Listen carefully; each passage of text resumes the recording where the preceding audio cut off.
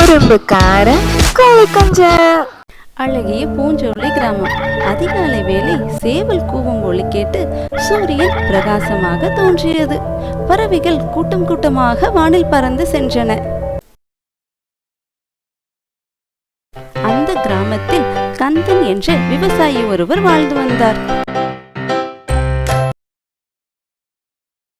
அவரது தோட்டத்தில் உள்ள ஒரு கோழி தன் குஞ்சுகளுடன் இரை தேடி சென்றது. குஞ்சுகள் தன் தாயுடன் சேர்ந்து இரையை கொத்தி கொத்தி தின்றன. அதில் ஒரு கோழி குஞ்சு,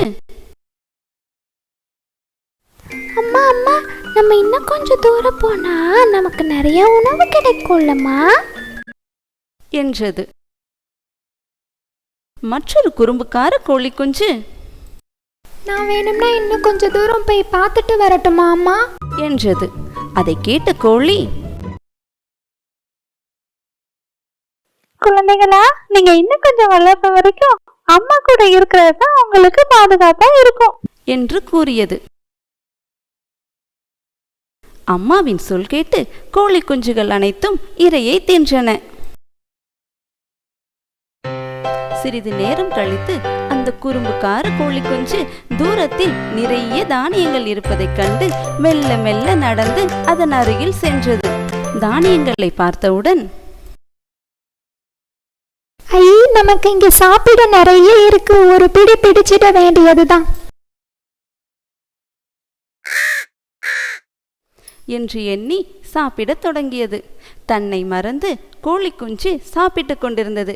அச்சமயம் அருகில் உள்ள மரத்தில் அமர்ந்திருந்த காகம் ஒன்று கோழி குஞ்சை உற்று பார்த்தது.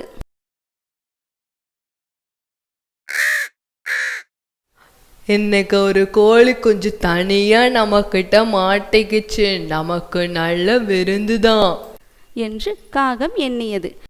இனியும் தாமதிக்க வேண்டாம் என்று எண்ணி வேகமாக பறந்து சென்று கோழி குஞ்சை பிடிக்க முயன்றது.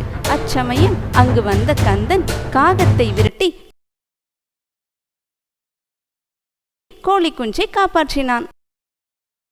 உயிர் தப்பிய கோழி குஞ்சு தன் தவறை எண்ணி வருந்தியது.